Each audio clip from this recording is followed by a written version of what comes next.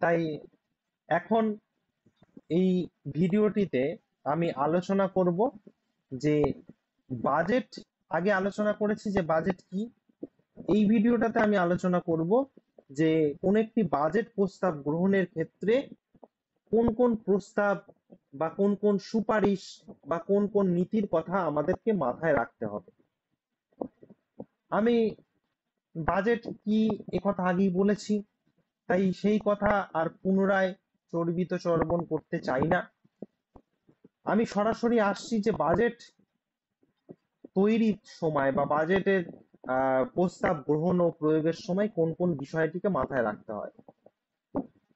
আমার যেটা আমার ধারণা বা আমার মনে হয় বা আমার যেগুলো দেখে মনে হয়েছে যে কোনো একটি জাতীয় সমাজ বা যদি যেহেতু একটা সুষ্ঠু অর্থনৈতিক ভিত্তি বা কোনো একটি রাষ্ট্রের অর্থনৈতিক ভিত্তিকে সঠিকভাবে গড়ে তুলতে এই বাজেটের ভূমিকা রয়েছে অবশ্যই অনস্বীকার্য, এই কথা নিয়ে কোনো রকম সন্দেহের অবকাশ নেই। তবে এই বাজেট সম্পর্কে, বাজেটটিকে সঠিকভাবে গ্রহণ করতে গেলে, বাজেটটাকে সঠিকভাবে প্রয়োগ করতে গেলে অবশ্যই কিন্তু উক্ত রাজ্যের বা উক্ত রাষ্ট্রের জনগণকে কিন্তু অবশ্যই অবশ্যই সচেতন হতে হবে। কারণ জনগণকে সচেতন হতে হবে এই কারণেই, কারণ সংসদীয় গণতন্ত্রের নিয়ম অনুসারে শাসন বিভাগের পক্ষ থেকে আইন সভার বাজেট অনুমোদনের জন্য পেশ করা হয়। আমি কথাটা বললাম, শাসন বিভাগের পক্ষ থেকে আইনসভায় বাজেট অনুমোদনের জন্য পেশ করা হয় এবং সেখানে বিভিন্ন দূরভাষ বা বিভিন্ন দূরদর্শন কর্তৃক সেখানে সম্প্রচারিত হয় এবং তার ভিত্তিতে জনমত গড়ে ওঠে। দ্বিতীয়ত, বাজেট যতই জটিল হোক না কেন, যতই সেখানে অঙ্ক এবং পরিসংখ্যান থাকুক না কেন, বাজেট প্রস্তাবকে যখন কোন মন্ত্রী, অর্থমন্ত্রী বাজেট পেশ করছে, সেটা কিন্তু অবশ্যই সরল সাদাসিধে ভাষায় এবং স্পষ্ট আকারে জনসাধারণের কাছে তুলে ধরতে হবে। এবং তৃতীয়ত, বাজেটের আয় ব্যয়ের যে উৎস আছে, যে আমি এখান থেকে 100 টাকা আয় করব, তাহলে কোন ক্ষেত্র থেকে 100 টাকা আয় করব সেটি অবশ্যই সঠিকভাবে জনমানসে তুলে ধরতে হবে এবং আয়ের ক্ষেত্র কোনগুলো এবং দেবার ক্ষেত্র কোনগুলো, অর্থাৎ রাজস্ব খাত, মূলধন খাতের মধ্যে স্পষ্টীকরণ করা একান্ত প্রয়োজন। অর্থাৎ রাজস্ব খাতে যেসব বিষয়ের উল্লেখ রয়েছে, যেমন আয়ও রয়েছে, মানে কোন কোন জায়গা থেকে কোন কোন কোন কর আসবে, কোন রাজস্ব আসবে, নিয়মিত আয় কি আছে, সরকারের বিভিন্ন উদ্যোগ ক্ষেত্রগুলি কি আছে, সে এবং সেখান থেকে কত আয় আসবে, এগুলো নিশ্চিতকরণ করতে হবে, মানে স্পষ্টকরণ করতে হবে। এবং সরকারের কোন কোন ক্ষেত্রে প্রশাসনিক ব্যয় হচ্ছে এবং বিভিন্ন সমাজস্থ মানুষের জন্য বিভিন্ন ব্যয় হচ্ছে, জনকল্যাণমুখী কাজ করতে গেলে কি কি ব্যয় হচ্ছে, এই সবই কিন্তু তুলে ধরতে হবে। এবং শুধুমাত্র যে রাজস্ব ক্ষেত্রে এই আয় ব্যয়ের কথা স্পষ্টীকরণ করলে চলবে না, অবশ্যই মূলধনী খাতে সেখানেও কত আয় হচ্ছে, সেখানেও কত ব্যয় হচ্ছে, সেগুলোও কিন্তু অবশ্যই বাজেটে স্পষ্টকরণ করতে হবে।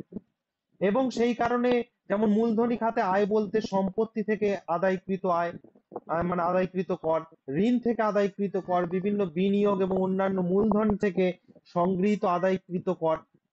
এবং তারপরে ব্যয় আবার কোন দিক থেকে না, সম্পত্তি ব্যয় করার ক্ষেত্রে যে কর প্রদান করতে হবে, সামাজিক বিভিন্ন বিনিয়োগ, বিভিন্ন মূলধন গঠন, এই ক্ষেত্রে যে সকল বিনিয়োগ করতে হয় সেই সব থেকে আদায়কৃত অর্থ, মানে আদায়কৃত অর্থ বলছি, সেগুলো যে দিতে হয় যে অর্থ, এই সবগুলো কিন্তু জনসমক্ষে কিন্তু অবশ্যই তুলে ধরতে হবে।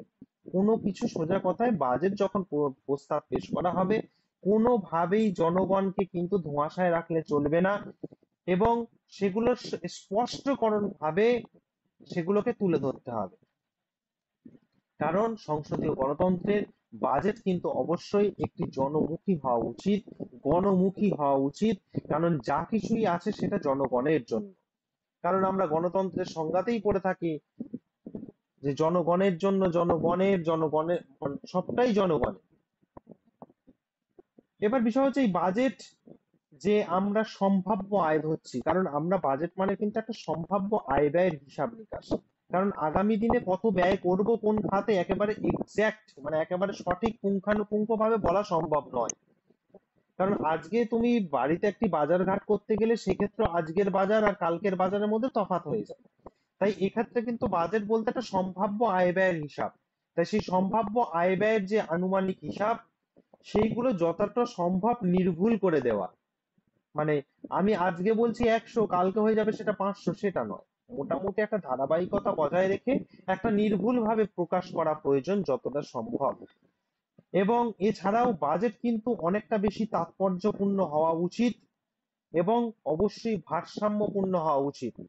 মানে আমি এমন বাজেট করব না যেটা কিনা একটা বিশাল বাজেট হয়, মানে এত কম করে ধরলাম যে বছর শেষে দেখা গেল আমার অনেক বেশি উদ্বৃত্ত রয়ে গেল। আমি এমনও বাজেট করব না যে কিনা আমার অনেক বেশি লস হয়ে গেল। তাই বাজেট অবশ্যই কিন্তু ভারসাম্য হওয়া পূর্ণ হওয়া উচিত। কিসের কিসের ভারসাম্যপূর্ণ? না, অনেকটা উদ্বৃত্ত বাজেট এবং ঘাটতি বাজেটের মতো। উদ্বৃত্ত বাজেট বলতে কোনটা কি একটা মানে বিষয় হচ্ছে খুবই গুরুত্বপূর্ণ বিষয় উদ্বৃত্ত বাজেট, না যেখানে প্রস্তাবিত আয় প্রস্তাবিত ব্যয় অপেক্ষা অনেক বেশি হয়ে যায়, সেটা হচ্ছে উদ্বৃত্ত বাজেট। তা যাই হোক, সেই উদ্বৃত্ত বাজেট এবং ঘাটতি বাজেট, ঘাটতি বাজেট কাকে বলে? না যেখানে প্রস্তাবিত ব্যয় অপেক্ষা আয় মানে ব্যয় হচ্ছে আয়ের থেকে অনেক অনেক বেশি, মানে আমার আয় যা তার থেকে ব্যয় করে ফেলেছি বেশি, এটা হচ্ছে ঘাটতি। আর উদ্বৃত্তটা ঠিক তার উল্টো, যেটা তার আগে বললাম। তা এই উদ্বৃত্ত বাজেট এবং ঘাটতি বাজেটের মধ্যে যাতে ব্যালেন্সও থাকে, যাতে সাম্য বিধানও থাকে, সেটার দিকেও কিন্তু সবসময় কিন্তু বাজেট প্রস্তাব পেশ বা প্রয়োগের সময় যাতে মাথায় রেখে কাজ করতে হয়, সে বিষয়ে কিন্তু মাথায় রাখতে হবে। এবং সবশেষে আর একটা পয়েন্ট বলবো, আমরা যে প্রস্তাবিত বাজেট, যেটা বাজেট প্রস্তাব করা হয়, তার যে আয় ব্যয়ের অনুমোদনের পরেই কিন্তু সেটা কার্যকর হয়।